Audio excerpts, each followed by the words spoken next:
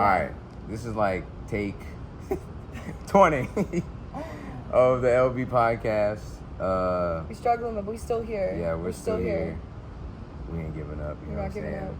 No. My name's Kobe. I'm a musician. I go by Late Bloomin'. And this is Abi Clair. I'm also a musician. I perform full-time, solo, acoustic act for the most part. And then I'm also a singer in a band called Sunkissed. You in 2 bands. Yeah, and then another band, we're a Led Zeppelin tribute called Swan Song.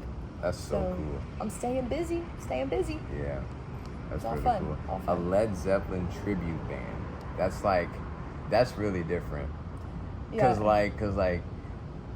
you're not like, y'all only do Led Zeppelin songs? Only Zeppelin. That's cool. And it's so hard to find people who can actually play Yeah. John Bonham's drum or like John Paul Jones bass. And I surprised myself that I can sing Robert Plant. His range is out of this world. Mm-hmm. But honestly, it just comes naturally. I've been listening to Zeppelin all my life. I was actually conceived at a Led Zeppelin concert in New Orleans. Really? Yeah. Yep. Wow. It was the Plant Page tour, and they came to New Orleans in like March of '95. And I was popped out later on. That's crazy. Yeah. It was cool. So it was like meant to be, honestly. Yeah. It's in your blood from the start. It's in my blood from the start. It's crazy. Yeah. I like to call myself Roberta Plant when I'm on stage with Swan Song. It's like an alter ego. Yeah. Roberta. Yeah, I like that. Yeah. I like that. It's cool. It's been a long journey. We started out in like 2021 as an acoustic duo, just Glenn and I. Glenn is the guitarist. He's actually my cousin. Really? He's so like we're in the same family. That's cool. And we didn't know each other until he played a song on my first EP. The producer of my first EP like just had Glenn as a hired musician, and then I found out he was a DeLon, which is like on my mom's side, and same family. That's cool. We're like 3rd or 4th cousins, and he started playing a Led Zeppelin song called "Over the Hills and Far Away" in the studio, and I ran from the other room and I started singing the song, and he was like, "Man, you know that?" I was like, "Yeah, of course I know that." And he thought of it. He was like, "We should start a tribute band. What about that?" So he initially said it, and I was like, cool. so done. And we were just us two. He, wanted to see if I could, actually sing Robert Plant. So we had our first little practice. It was just going to initially be us on the acoustic, just him playing guitar, me singing with the tambourine. Yeah. Then we were like, no, we need a full band. So we need to go full on with this. Yeah, we need to go full on. Those members didn't work out, so we ended up getting the backtracks for the song. Hey, what's up? We ended up getting the backing tracks for the songs and just doing our own thing. Like me sing, Glenn plays guitar over the drums and recorded bass and sounds. But we realized we need a full band. So we're going to get new members and bring Swan Song in full sometime this year. Yeah. Don't you? Because I like how me and Blake actually talked yesterday at Adopt a Dog, and she was talking she initially wanted to talk about like my spiritual my relationship with God and stuff. And she mentioned how really cool it is to just hear someone talk about like their evolution and where they came from and how they got to where they are in the, like right now. Is she religious? Is she spiritual? Yeah, she believes in like God and like the Bible and stuff, and that's what like I base my life on. That's like my thing. I really take my relationship with God serious. I'm actually on the worship team of my church, and that's like amazing. Glenn, the guitarist, he's a musician for his church as well. He at St. Pius. Okay. Yeah. Yeah. Where's your church? Our Savior's. Our Savior's. Yeah, the one with the huge cross, metal crystal cross. Off East Broussard, right? Yeah. And no, like I like how like when like talking of like whenever like I realized this whenever I started talking or making more musician friends and just kind of picking their brain of like how they started, like talking to Carl, how like he got into the Good Dudes and how that formed. It's a really amazing and incredible, honestly, like how like, oh no, we came from here, and then these people joined later, and we found out that this person was connected with it. It's just cool. It just felt like it was meant to. It fell into place. Yeah, like it was Naturally. supposed to be like that. Yeah. And so that's why I bring up God, because I feel like just God like designed it that way. You know. Kismet. Yeah. Meant to be. You know. Yeah. And no, I'm really like, and you say you've been doing it. You've been making a living off of it since 2021. 2021. About 4 years. Yeah. Well, yeah, 4 years. I started in 2020, right before COVID. Yeah. I had my first 2 shows in February, and then, March 2020, that's when the quarantine started. And originally you wanted to do it for a living?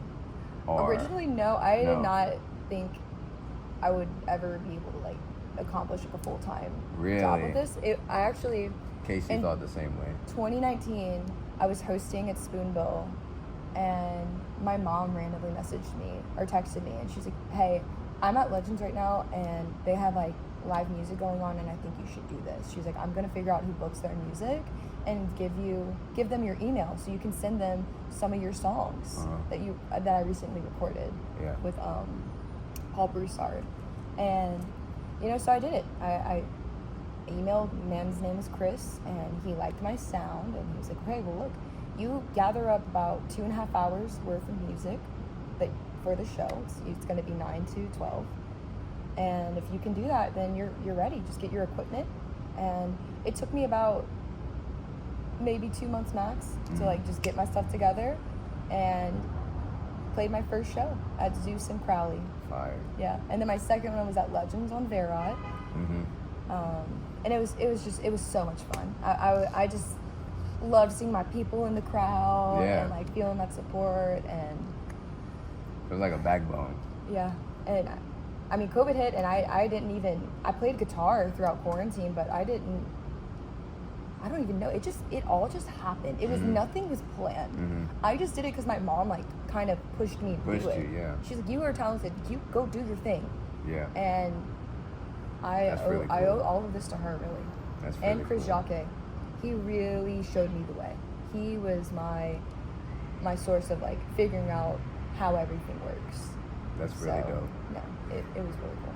It's all about, well, it's not all about, I mean, you got to be talented to do it, right? You got to know how to sing and hold a note and just, make people feel something.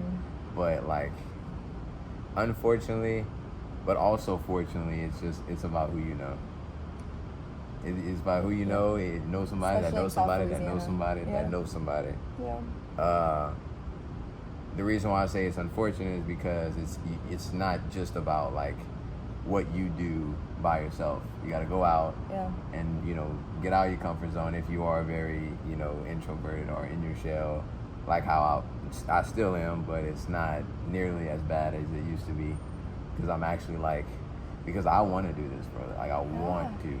So like that's kind of pushing me to be like, oh no, like, I mean, you're gonna stay at the crib. You're not gonna accomplish anything besides just your craft. Right. Or, you're honing your craft, which is great. Which is good. But and that's the thing.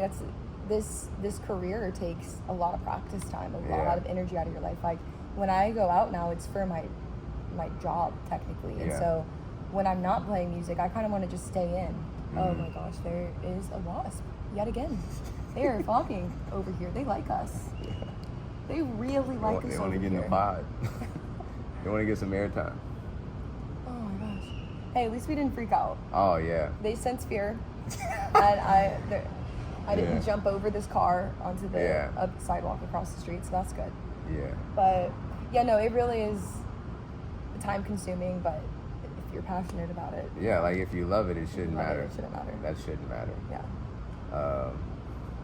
But it's like, and that's whenever like I'm kind of like, well, I'm really like in the wrong, because I catch myself like, I'm like, when is it gonna happen? When is it gonna? That's like trying to watch water boil. Yeah. You shouldn't. And you know what's crazy? You know what's crazy? Like, I saw something before. I was watching something before I came here. It was a sermon, like a pastor just preaching about God and stuff, and he mentioned how like we all have a tendency to expect a microwave miracle when we serve a crockpot God. I love You know what I mean? So when I that. heard that, I was like, yo, because it's not about like I'm not supposed to know when. Right. I'm not supposed to know. All I gotta do is do my part and just keep doing what I'm doing. The effort, the work, and Keep doing what I'm doing and just staying in that. And you know, because if I'm not doing that, I'm hopping out of like the space of where like my true potential is and where my power is. Right, you're leaving so much room for discouragement. Yeah, by, like, trying to focus. Yeah, I'm hopping out of, you know, the parameters of what God wants me to stay in. That present moment of just, I mean, I'm surprised I didn't let COVID discourage me. I mean, I got my little taste of what it's like to play shows, and then out of nowhere, they're like, everything shut down. But in 2021, the following year, total shows I played from January to December, 131. And that's I was insane. From 2 to fire. 131. From 2 to 131. That's crazy. And then 2022, I was like keeping that momentum. I was like, let's beat 131. Mm-hmm. Got to 145.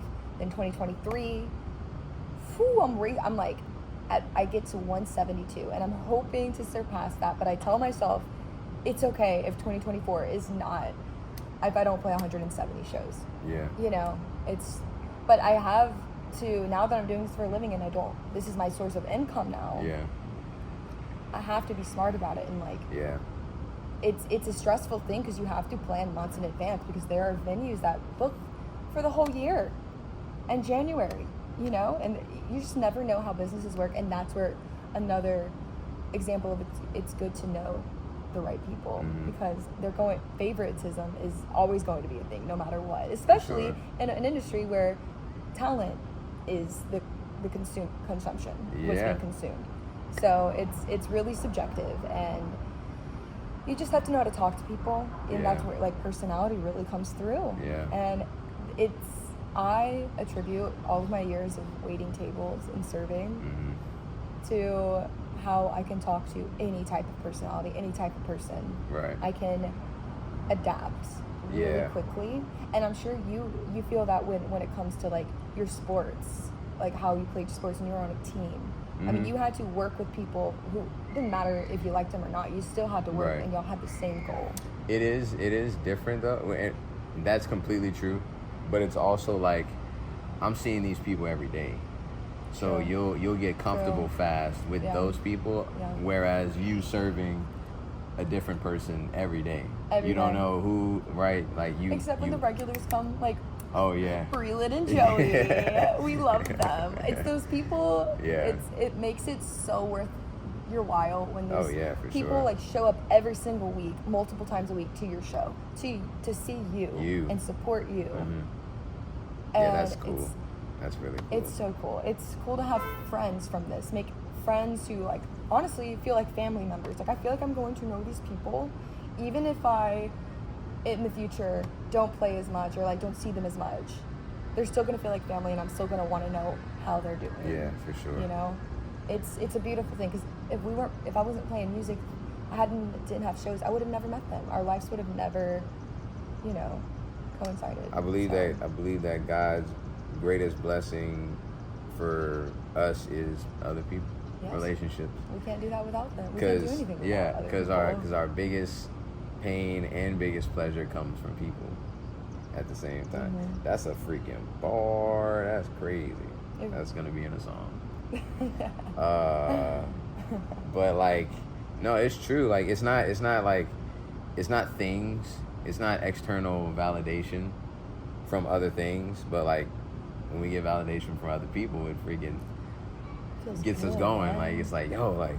And it's a win-win, because they're making you feel good. You're making them feel good. And, you know, it's one more person in your life who you can care for and who can care for you. And it's the bond is through music, and that's even more beautiful. More incredible. I mean, that's a bond that you can't break. I mean, especially whenever you see them singing your own song or singing the lyrics to your that's songs. Crazy. Like I'm tearing up right now because like whenever because like I play my own songs obviously in my shows. Of course. And like whenever like the people who like know my songs, they're like they're going like low key hard, like harder than me. When singing along and stuff, and I'm like, yo, this is insane. People really know this. I made this in my bedroom. Right. Like just. It's so intimate. I'm literally just. I mean, I'm not like. I am goofing around, but like I'm taking it. Like I want to make it good. I'm trying to make it as best as I can. Like when it comes to songwriting, but the fact that it touched somebody else and it resonated on like a deep level, I guess. That's crazy. It is. And this actually, to add to that, writing my own music and having other people like learn the lyrics, it's made me realize that I actually like kids, because I've been playing in a lot of family friends like environments, like pizza places, and there's this one little girl in particular, she's like 9 years old, and she comes up to me and she'll be like, can we play Sing Day? Because like I have it down. I learned all your lyrics. Can we play Destination? Yeah. And I'm like, girl, like if I would have met you outside of this, I probably would not have like wanted anything to do with you, because I'm an only child. Like I'm not used to kids. Like right. But I feel like she's a little sister now, and like she got her own guitar since she started seeing me. She's been asking for a guitar nonstop and wants to sing, and she's just coming out of her shell, and I'm watching her blossom. Like from the first time I met her. Because of what I'm doing. That's crazy. She's getting into songwriting. She's gonna learn the guitar. She's developing a stage presence. Watch in 10 years, she's doing what we're doing. Oh, dude. You know, and that's what it's about, man. Yeah. That's what it's about. Yeah, like it's that, and that's going back to, I don't know if I said it in this take, but that's going back to like how like the end goal doesn't really matter that much. It only matters when it comes to you staying consistent. Exactly. But what matters the most is like who you're impacting right now. Yeah. And along the way, like what's happening right now. And that is like maybe majority of people didn't really pay attention throughout the set of my show, but there was one person that came up to me and was like, yo, you are freaking incredible. Like you are like one of the best I've ever heard, period. And I'm like, thank you. Like it's hard to like maintain humility at times. Oh man, no, you always gotta be humble. Always. Because there's always gonna be someone who's better than you, and there's always gonna be someone you're better than. But it's like I said before, it's all subjective. It all is. Yeah. It's just like you're doing something that you're good at, and you're lucky. Like we're so lucky to like get validated and paid for doing this. Yeah. Like we're not like, to do this over a 9 to 5 is just, it's a blessing that I'm 28 and I don't have to sit in an office. Like I'm able to just have slow mornings and have fun and dress up and look good and get paid for it. Like that right there is something. That's insane.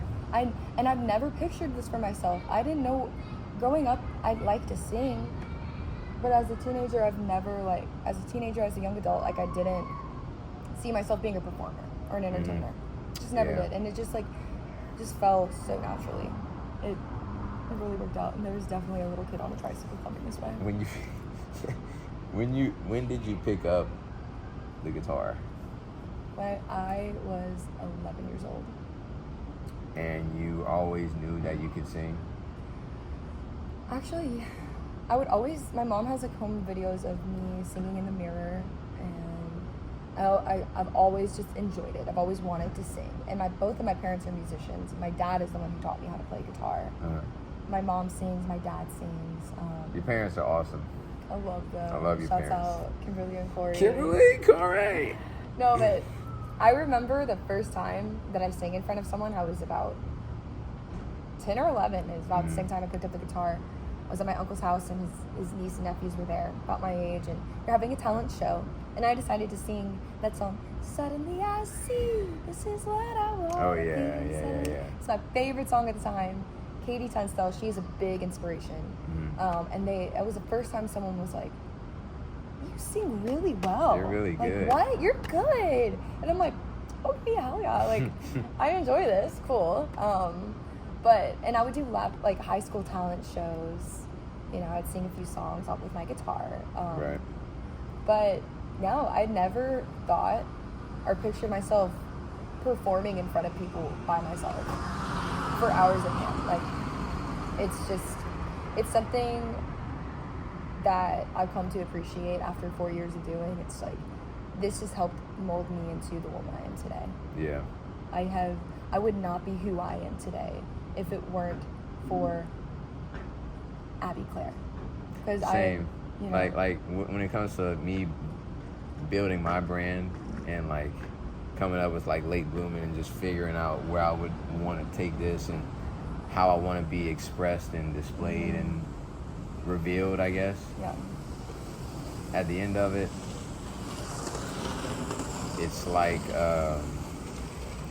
I don't know, because at first I thought that I knew what I wanted to do.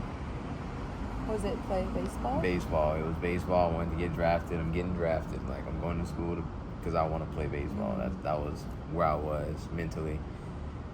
But once I realized I wanted to do music and be a musician, I realized that I had to know who I was, because I didn't want to display a false version of myself.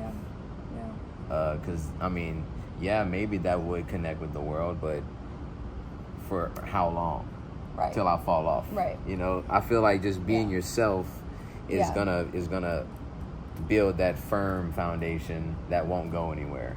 Yeah, because there's no one, strangers, people who don't know you can see right through you. Oh yeah. They can see it in your eyes, and that's what authenticity is like. Not being natural, not being like trying to be someone else is so crucial in this industry, because if you try to be something you're not, or try too hard, or just give off this persona that you're better than everyone else, like no one, they're not going to book you again, no one's going to come to your shows. Like it's all about just going with the flow and doing your best and never devaluing your talent, and always projecting believability. Always believe in yourself, because that's where it starts. For sure. That's where it starts. It's like, and whenever I was like, because I believe like one of the first things that I kind of figured that out and realized that is important, like being yourself, is finding my like figuring out my stage name. Because like I wanted to just not have a name that's whatever. Like I wanted something that was me. So when I came up, late blooming. So when I came up with that, I was like, before I came up with it, I was like, I'm not rolling out of here with my real name. It's just Kobe. It's not gonna. Yeah, no. I first Kobe started Baker. Out, No. So, you'd get Colby so many Oh, times. dude, it's bad. But like, so whenever I'm like, okay, yeah, not that, and I started to think like, where like did my life kind of originate, or what really stands out? And I realized like, oh, like people be saying like how I gotta like have certain things figured out at a certain age, and then when you hit another age, you gotta have a list of other things figured out, which is not true, because as long as you like learning those things, you're fine. You're constantly like developing regardless of what age you at. Right, as long as you're not stagnant, as long as you're continuing to move and evolve and transform. Yeah. And I realized that that's who I was, so I'm a late bloomer. But I realized like, oh no, I'm doing that now. Like I'm still. Yeah. So it's an action, it's a verb. I'm currently doing it, so late blooming. I love it, man. I love Yeah. it. So I'm like, all right, yeah, no, that sits right. Like that feels right, you know. Yeah, when I first started out, I went by Abigail, my first full name, like because I loved like Madonna, Jewel, like I loved that one punch line. Boom, yeah. And then I don't know, people started saying like Yeah, I'm falling Abigail, asleep too. Abigail, and like I was like, I don't want people to pronounce it that way. Like, I don't know, I feel like it's giving off something I'm not. So, and also Abigail was like what my personal people call me, you know. So I was like, let me not use that name. So I went with Abi, A-B-I, because I usually spell my name A-B-B-Y. I go by Abi all the time. And then my middle name is Claire, but I took the E out for my stage name because it just looks more centered, A-B-I-C-L-A-I-R. Yeah. It just looks right better. But it never fails. Like at least twice a week, someone's putting that E. Yeah. And I'll go erase it. I'll be like, no, on the chalkboard, I'll be like, no E. No E. No E, please. No E. But, you know, Abi Clair, I think it rolls really well and it fits my little like style. And my best friend designed my logo. I wish I had a card on me. Yeah. But it's the cutest little doodle of just me playing guitar. That is cool. And it's so sweet. It And is it's nice. special to me because I always think of him. And Michael Sharif, he's a great artist. he's in Houston, right? He's in Houston. Yeah, I met him at the ruins. Yes, I remember He's that cool. night. He's That's cool. where we met, actually, Yeah. the ruins. Yeah. I was hosting karaoke. I called it Clarioke. Yeah. But before that, Before it was karaoke, I was hosting karaoke with, you was co-hosting with DJ Greenlight. Lamar. Bam. Shouts out to DJ Greenlight. Yeah. And It's a great dude, bro. great guy, man. He's Love in New that dude. Orleans now, or he's like all over. All over, He's yeah. all over. I was about to say. Yeah, no, but that's where we met. We sang together, karaoke. Everyone there. That's where we met, like Breland and Joey and AJ. And That's all where them. you met Breland and Joey? Yeah, That's cool. yeah. That's Because they're fire. karaoke. They're fiends. They're fiends, They bro. love their karaoke. And I love it. Yeah, but you know, that was an era, and we're constantly experiencing new eras, you know. And that's the thing in this industry, things are going to change. Nothing lasts forever. Like I thought, I mean, when I first started, I got lucky playing Bon Ton Grill every week, every Monday, every Tuesday. And Tuesday? Yeah, for like 6 months, I was doing every Monday and Tuesday. And then for the next 2 years, I did every Monday. And then, you know, karaoke every Wednesday, every I'm Thursday. gonna probably have to put captions under this Yeah, thing. probably so. Oh my busy, goodness, bro. Yeah, no, but it's just nothing lasts forever. You're not going to play where you're playing, you know, Like forever. that's not set in stone. It's not set in stone. It's always a gamble, and it's something you can never be too comfortable. You can never get too comfortable with anything in life. But if you're trying to do this full time, it's like you're going to get discouraged, but you just got to hop back on it and just look for other venues. You know, it's just how it is. for sure. It's all fun though. You It just is keep fun. having fun like with the it. like Keep the having like the fun. rush from that discouragement is kind of like because it keeps you moving. It keeps you like from like staying stagnant and staying still, and it's not okay to it's the same thing like at the same exact like video sermon that I was watching before. He literally like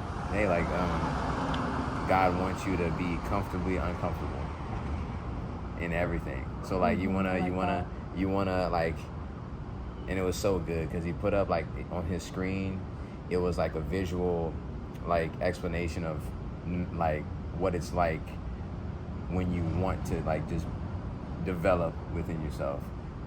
Down the middle is the comfort zone, and then on each side is like, I want to eat, I want to be healthy physically, or I want to be a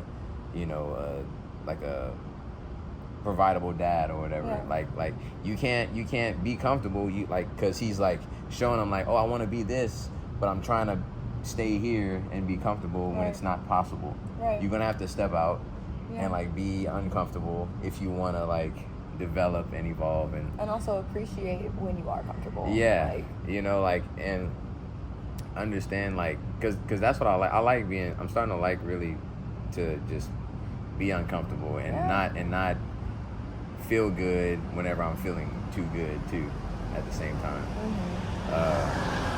Just because it's weird. Here comes the Here sun. comes the sun. It's weird to understand, but like you are made to just be like comfortably uncomfortable. Yeah. It's weird, but like it's true.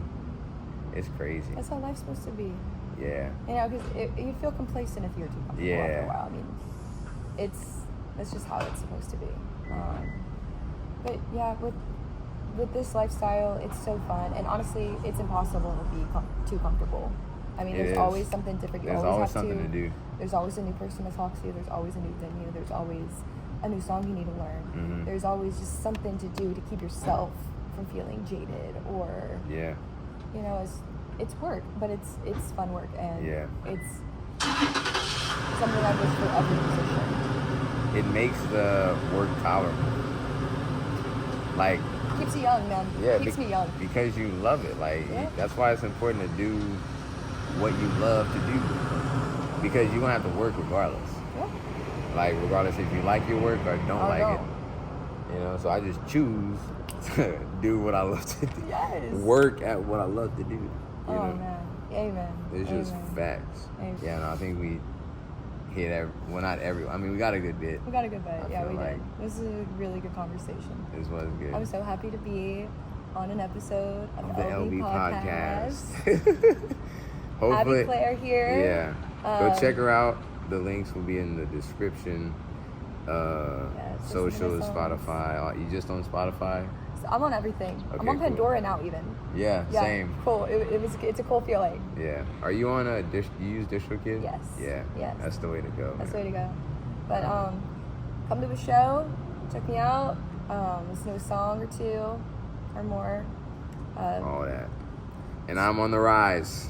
They blew me. I'm on the rise. I love seeing your come up, man. I'm so proud of you. Yeah. You're amazing. Oh, well, yeah. So, like, I feel like, well, I definitely wouldn't be in the position now without you, because you put me on everything. Like, you told me exactly what I need to get equipment-wise. You told me Yeah. that I need to get a business card. You told me that I need to be versatile and selfless in my set list whenever I play.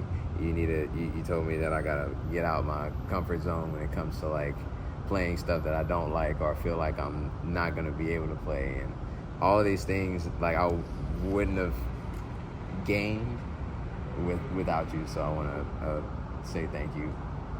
Of course, man. Yeah. Of course. All love, we gotta support each other. Yeah, we got to. I feel like it's not all we got, but we are a lot. We are a gotta lot, yeah. support each other. You know. We gotta, just support each other. It's you get what you give, Yeah. kind of thing. I like that song. I love that song. New Radicals. You ready to go? But yeah, I'm so proud of you. I can't wait to see what you do next. You're amazing, and I'm so glad we've become like close friends throughout this. 'Cause Yeah. it's been like 3 years, Mm.